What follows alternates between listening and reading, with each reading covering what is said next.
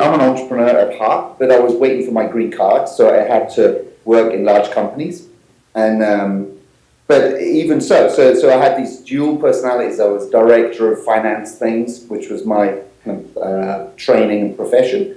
But this, where I didn't care so much about hierarchy and about my long-term career and all these things, because I knew my green card was coming sometime. I'm going to be out of here. But now I have this opportunity to work in this large company and trying to make a change, trying to understand it, and like just doing what's right for the company rather than the hierarchy like that. And a big problem that I saw in corporations, I worked at other large companies, was around flow of information, around the meaning of information within the corporation, and about how that flow of information just wasn't the best information that was available in the company that was being presented to decision makers. I work very, very closely in the neurological center of these corporations, in doing analysis for the board, like doing slides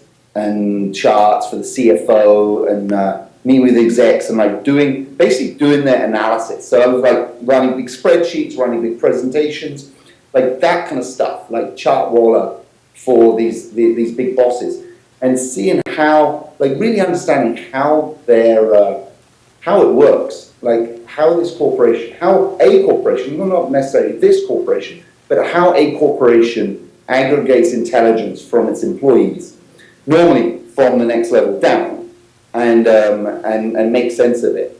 And in most large corporations, many, many, many levels, and this same exercise is done at each level as it goes up in the corporation. Good news is flowed bang, very, very quickly to the top. The bad news would either not flow or go very, very, very slowly, and just wow, this is so screwed up. But being part of that screw up, I was the finance guy, so I was the guy preparing these spreadsheets and these analysis, and being wow, I'm doing this too. Like that. So it's not just personality stuff, it's about the system. The system encourages this. So I'm kind of trying to disrupt those bad information flows, trying to do it. What's the challenge, which you've probably heard a lot, is around making, when you're bringing in these radical changes in information flow, is that you are upsetting the dominant paradigm within the enterprise. And there's that change can bring about winners, and often the corporation as a whole is much better off. But on the flip side, can bring about losers, people who have learned how to play this game really, really well. And often, by learning how to play this game, you get promoted in the corporation. This company had a lot of challenges around forecasting sales of promotional items. So take two of their products, stick them together, or give 20% off, or whatever, these kind of things. And what's the uptick on that? Is it 100% extra sales or 20% extra sales? Really, they weren't very good at that, and so they called us in, and we worked with them. But it wasn't the guy who was responsible for that metric who called us in. It was the guy who was receiving that metric. It was in strategic planning called us in, not sales like that. And we did a trial, and we did 5 forecasts, 5 promotions in that quarter. Everyone was significantly better than the kind of official forecast from the sales guy. And the sales guy's like, no way, we're not going to do this. We're not going to do this, citing that, and basically rejected it. So this type of disruption, and I mean, I'm talking about sales forecasts, ship dates, real numbers within a corporation that run it, right? They should be kind of objective. Either they don't recognize it, or they don't talk about it, but the behavioral side of information. But when you go about trying to change that, you can face a lot of resistance that to what you're doing. Now, on the flip side, is that we've had successes at other companies where we've significantly reduced their forecast bias and been very accepted especially by the upper management. Upper management loves it because they get better information. Lower employees love it; they have a voice. Middle management is the part where it can be really challenging. It takes a lot of courage to bring about this type of change, and I really tip my hat to the guys who we work with, because they are like on the forefront of a new way of managing of managing information within companies. I mean, we want to get to the place. We've been working a lot on how to make it more acceptable, how to include middle management in this change, how to empower middle management through this change, how to provide more value in terms of our information, not just around when is the product going to really ship, but around what can we do, like crowdsourcing intelligence, around what can we do to make it ship on time, or what are the real issues that, as a manager of the project, you can address. And those things go pretty far in terms of providing more value. Getting the middle manager involved in choosing the cohort of people to include in this exercise. Like, as an entrepreneur, I want my business to succeed, and I want my product to succeed in my clients. And getting the acceptability of something as big a change as like listening to employees, which is what we're talking about, is we have to make it acceptable. I want to make it less disruptive. I want to make this acceptable so we can really change organizations, so organizations accept it. Effectiveness is like quality of solution times acceptance, like that. Q times A equals E. And if you don't get any acceptance, things are just not going to work. So this type of solution has to provide positive benefits for all the people involved. It makes it easier for our champion to really push this. It makes it kind of lower risk for them. So recognize the problems of information flows within corporations, but don't make it about personal. Don't say, Bill, you're a bad manager because you've been sandbagging your forecast. You have to sandbag your forecast because this system enforces it. So recognize the larger part around the ways that managers work. Like that. So if you can one, measure the problem in the first place, then two, making it non-personal, non-political about the managers involved. If you undermine them, then you're going to harm the company, and that's not our intention at all. So it's about recognizing the problem, making it non-personal, and then encouraging that middle management to be part of the solution in terms of include them in about what types of projects, what kind of questions we're going to ask the crowd, who we should ask the crowd, how we can use this kind of solution to address the underlying problems of getting products out or making products successful, these kind of things. Try and make it as positive as you can and as respectful as you can.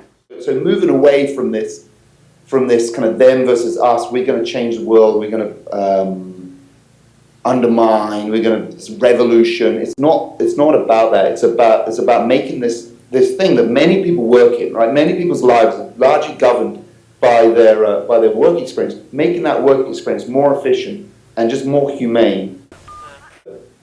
On the finance numbers side within corporations, there isn't much discussion around behavioral factors. For example, the value of optimism within a corporation. I mean, you hear it on other things. You go to like HBR kind of blog, and it's all about how you can become more confident and how you can motivate your employees, all the rest of it. But then if you're looking at CFO magazine, it's not about that, right? It's about numbers, about your earnings per share, all the rest of it. Creating a set of numbers to explain a very optimistic future, and that optimism around it is actually essential. Like, okay, we're gonna produce a product, and it's probably going to fail in the market. I mean, 8% of new products are not deemed successful in consumer goods. 80% of new products are not deemed successful. If I went to if I had my kind of new product idea, and I said, yeah, well, there's 80% chance we're going to fail, and you're going to lose $10 million on this product, and even though I'm saying it's going to take a year, it's probably going to take 2 years. And like, if I was open about the reality of bringing a product to the market, and I said to my team, hey team, do you want to join my team? There's an 80% chance we're going to fail, like that. And also, we work in a large company. There's no upside for you if we fail because we're a large company. And there's all downside. 80% chance that it's going to harm your career. I mean, the chances are that you wouldn't be able to bring that new product to market. But the corporations rely on new products. So there's a huge value to optimism. The flip side is also when you're thinking about, okay, how much money should I borrow?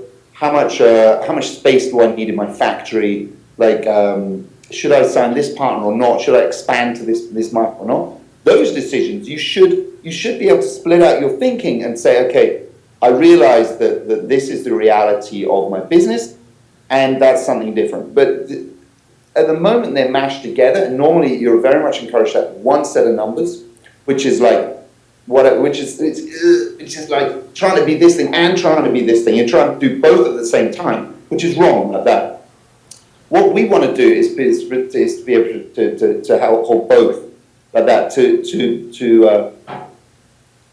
be able to think more clearly within the corporation about what's going on, and also it may require, by having a shared sense of reality, it may require a change in the way that people think about innovation, that people actually accept that there is a risk, but then flip side, let's encourage that. Let's accept that your project's got 80% chance of failure. That's all right, like that. It's all right.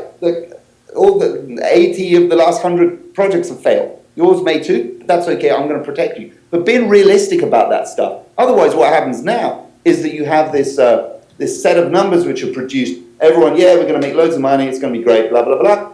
And 80% fail, and it's about disappointment, right? There's a lot of people who are very pissed off within corporations because of this non-acceptance of reality and this insistence that when you pitch your new idea, or your new business or whatever, you have to say this stuff. So you're going to disappoint people.